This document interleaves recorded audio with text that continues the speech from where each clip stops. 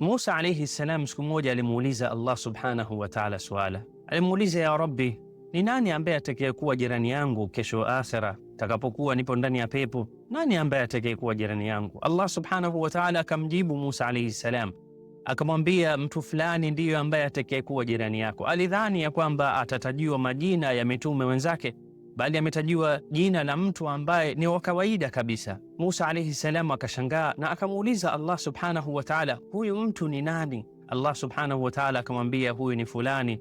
Musa alayhi salam akamuuliza, je, huyu mtu anaishi sehemu gani? Allah subhanahu wa ta'ala akasema, ukienda sehemu fulani basi utamkuta huyo mtu. Musa alayhi salam akafunga safari, akaenda mpaka ile sehemu na akakutana na yule mtu ambaye alielezwa na Allah subhanahu wa ta'ala. Alikuwa ni miongoni mwa watu ambao kazi yao ilikuwa ni kuchinja. Alikuwa akichinja nyama za aina mbalimbali. Basi baada ya muda akamuona Musa alayhi salam, alikuwa akimwangalia, akamuona anachukua nyama kidogo ilikuwa nzuri, akaitenga akaiweka pembeni. Baada ya muda alipomaliza kazi zake, akichukua ile nyama na akaondoka. Musa alayhi salam akaenda, baada ya kusalimiana akamwambia, mimi nimetoka safari sehemu ya mbali na nimekuja hapa katika huu mji na wala sina wenyeji. Kwa hiyo nilikuwa naomba kama itawezekana kuishi na wewe kwa muda kidogo, ili baada ya muda na mimi nitafunga safari yangu na kuelekea sehemu ambayo nahitajika kuelekea. Basi yule ambaye alikuwa miongoni mwa watu walioelezwa na Allah subhanahu wa ta'ala kwa Musa alayhi salam akamwambia, hamna tatizo, unaweza ukaja ama ukaishi pamoja na mimi. Musa alayhi salam akaenda naye mpaka alipofika nyumbani kwake. Alipofika ile sehemu akamuomba, akamwambia kwamba unaweza kunisubiria kidogo, kuna kazi ambayo ninahitaji kuifanya muhimu. Baada ya hapo nitakuwa na muda wa kutosha na tunaweza tukaongea mambo mengi. Musa alayhi salam akasema hamna tatizo. Akaenda Musa alayhi salam akakaa chini ya mti kwa mbali kidogo ya ile nyumba, na baada ya hapo akamuona ameingia ndani, na baada ya kuingia ndani akatoka na kapu lilokuwa kubwa. Ndani ya kapu lile alikuwepo mwanamke ambaye alikuwa ni mzee kabisa, umri wake ulikuwa umepita tayari, hana nguvu.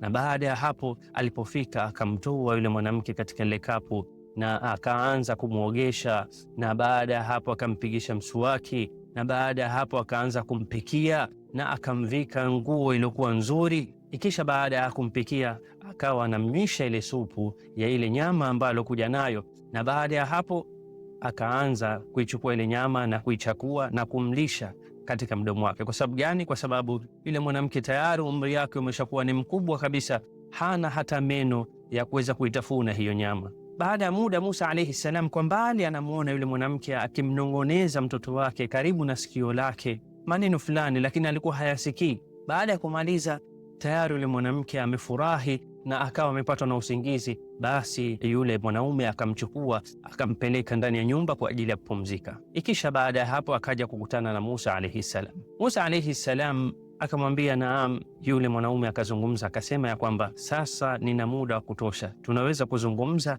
vitu mbalimbali. Musa alayhi salam akamuuliza, kwanza yule ni nani? Akasema, yule ni mamangu ambaye namhudumikia mara zote katika maisha yangu. Akamwambia, ulikuwa ukifanya hivi kwa muda gani? Anasema, sasa hivi miaka 10 namwangalia mamangu. Na baada ya hapo akamwambia, nilikuwa nikikuona kwa mbali akikunong'oneza maneno fulani, alikuwa akikwambia nini?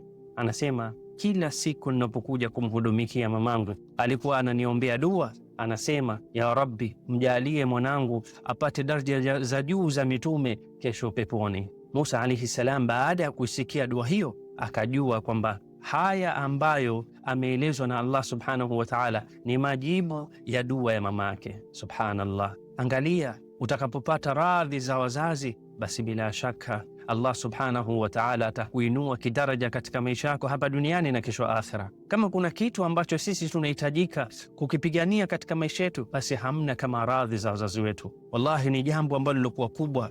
Hamna ibada ambayo itakayofuatia na itakayokuwa nzuri baada ya kumcha Allah subhanahu wa ta'ala na kumwabudu Allah subhanahu wa ta'ala kama kuwa karibu na wazazi, kama kuwahudumikia wazazi vile ambavyo Allah subhanahu wa ta'ala ametueleza ndani ya Qur'ani na Mtume sallallahu alayhi wasallam alivyotuhusia katika hadithi mbalimbali. Subhanallah, inabidi tuwe makini sana, inabidi tuzidishe upendo wetu juu ya wazazi wetu, inabidi tuwaangalie wazazi wetu vile ambavyo inavyohitajika kuangalia katika maisha yetu. yoyote ambaye atakayeridhiwa na wazazi wake, basi ameridhiwa na Allah subhanahu wa ta'ala. Yoyote ambaye atakayekasirikiwa na wazazi wake, basi amekasirikiwa na Allah subhanahu wa ta'ala. Hivyo tujitahidi kutafuta radhi za wazazi wetu ili Allah subhanahu wa ta'ala aturidhie hapa duniani na kesho akhera.